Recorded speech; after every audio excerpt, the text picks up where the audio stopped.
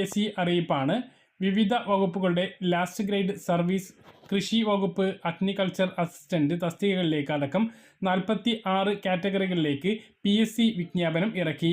ജനുവരി 17 വരെ അപേക്ഷ നൽകാവുന്നതാണ്.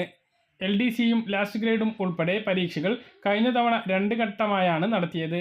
എന്നാൽ ഇത്തവണ ഈ പരീക്ഷാ രീതി ഉപേക്ഷിച്ചു. ഒറ്റ പരീക്ഷയുടെ അടിസ്ഥാനത്തിൽ തന്നെ റാങ്ക് ലിസ്റ്റ് പ്രസിദ്ധീകരിക്കും. ലാസ്റ്റ് ഗ്രേഡ് സർവന്റ് തസ്തികയിൽ 7ാം ക്ലാസ് വിജയികൾക്കാണ് അപേക്ഷിക്കാനുള്ള യോഗ്യത. ബിരുദധാരികൾക്ക് ഇതിൽ അപേക്ഷിക്കാൻ പാടില്ല. പ്രായപരിധി 18നും 36 വയസ്സിനും ഇടയിലാണ്.